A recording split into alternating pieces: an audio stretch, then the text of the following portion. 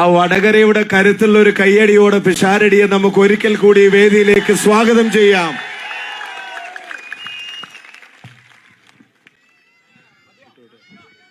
ധാരാളം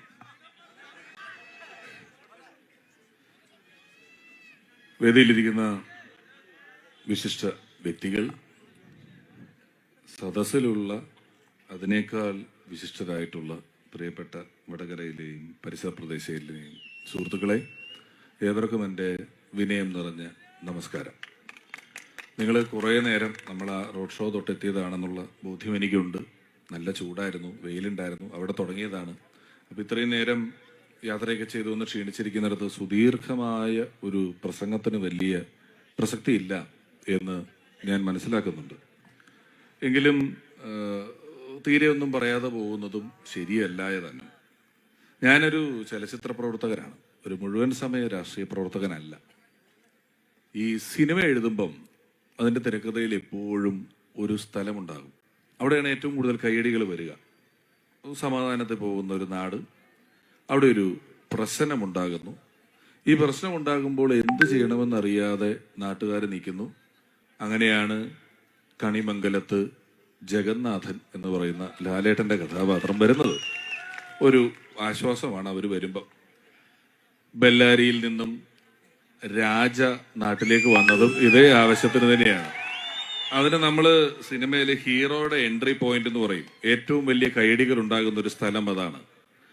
ഒരുപക്ഷെ വടകരയുടെയും തിരക്കഥയിൽ അതുപോലെ ഒരു സ്ഥലത്തേക്കാണ് ഷാഫി പറമ്പിൽ എന്ന ഹീറോ വന്നു കയറിയിരിക്കുന്നത്. ഈ ഹീറോകളുടെ കയ്യടിക്ക് ഒരു വലിയ പ്രത്യേകതയുണ്ട്. ഇവർക്ക് ആദ്യം കിട്ടുന്ന കയ്യടി എപ്പോഴും ഇതിനു മുമ്പ് ചെയ്ത സിനിമകൾക്കുള്ള കയ്യടിയാണ്. ഈ സിനിമയിലെ കയ്യടി ഇനി വരാനിരിക്കുന്നതേ ഉള്ളൂ. അങ്ങനെയാണ്. അങ്ങനെ ചിന്തിക്കുമ്പോൾ വടകരയിൽ ഷാഫി വാങ്ങിക്കൂട്ടാൻ പോകുന്ന കയ്യടികളുടെ ഒരു നീണ്ട കണക്കിന് നിങ്ങൾ കാണാൻ പോകുന്നതേ ഉള്ളൂ. അദ്ദേഹം പറഞ്ഞതെല്ലാം ചെയ്യും. അദ്ദേഹത്തിന് എനിക്ക് കാലങ്ങളായിട്ട് അറിയാവുന്ന എൻ്റെ നല്ല സുഹൃത്തുക്കളിൽ ഒരാളാണ്. ഞാനും രാഹുലും. ഞാൻ ചിലപ്പോൾ നർമ്മത്തി പറയും, രാഹുൽ ചിലപ്പോൾ മറ്റേ ലൂസിഫറിൽ ടോവിനൊക്കെ പറഞ്ഞ പോലെ മടക്കി കുത്താനും അറിയാം, വേണേ രണ്ട് വാക്ക് പറയാനും അറിയാം എന്നൊക്കെ പറയുന്ന ആളാണ്. പക്ഷെ ഷാഫി പൊതുവെ ഒരു സോഫ്റ്റ് സ്പോക്കൺ ആയിട്ടുള്ള മനുഷ്യനാണ്. ഷാഫി ഇതുവരെ ഏതെങ്കിലും ഒരു വാക്ക് നാക്കുപിഴ കൊണ്ട് പറഞ്ഞു പോയിട്ട് അതിൽ ഖേദിക്കാനോ തിരിച്ചടിക്കേണ്ടി വരികയോ ഒന്നും ചെയ്തിട്ടുള്ള ഒരാളല്ല ഷാഫി. അങ്ങനെ ചെയ്യില്ല. അങ്ങനെ ചെയ്യുന്ന ഒരാളല്ല ഷാഫി. അത് എനിക്ക് വളരെ ഉറപ്പാണ്.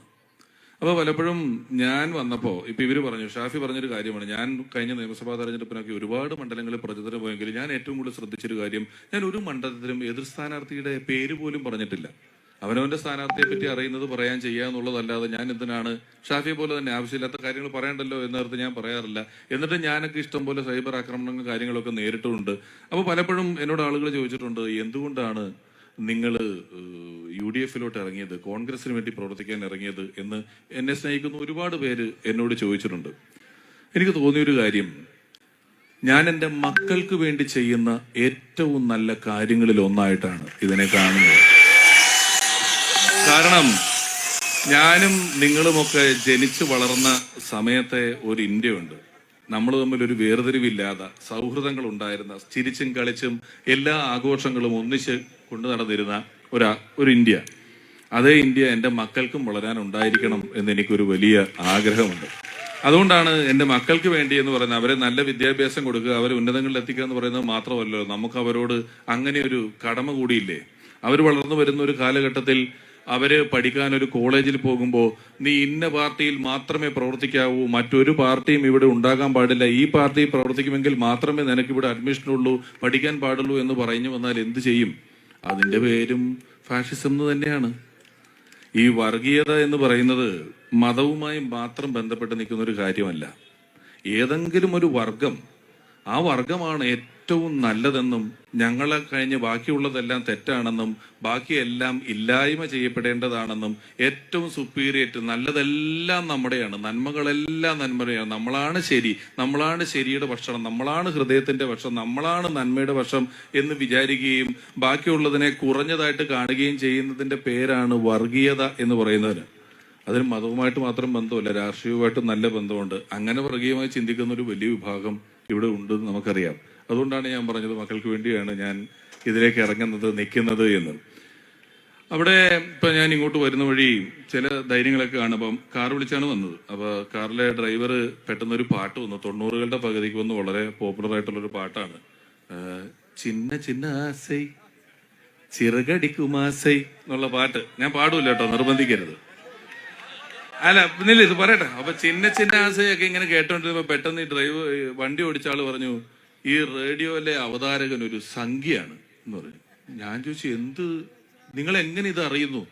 റേഡിയോയിൽ ഒരു പാട്ട് വരുന്നു, പാട്ട് വന്ന ഉടനെ വണ്ടി ഓടിച്ചുകൊണ്ടിരിക്കുന്നത് നിങ്ങൾ റേഡിയോയുടെ അവതാരകൻ സംഖ്യയാണ് എന്നൊക്കെ നിങ്ങൾക്ക് എങ്ങനെയാണ് പറയാൻ പറ്റുന്നത് എന്ന് ചോദിച്ചു.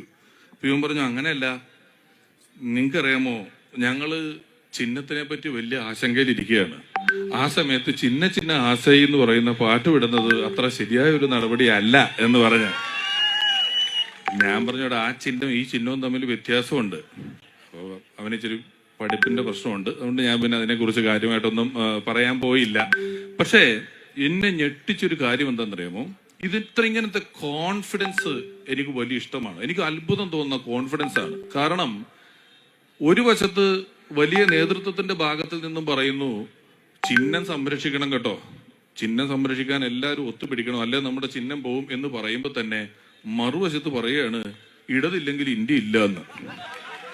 ഇത് എങ്ങനെ, എന്തൊരു കോൺഫിഡൻസ് ആണെന്ന് ആലോചിച്ച് നോക്കണം നിങ്ങൾ. ഇത് പറയുന്നതിന് എന്തുമാത്രം ധൈര്യം ഉണ്ടെങ്കിലാണ് ഇങ്ങനെ പറയാൻ പറ്റുന്നത്.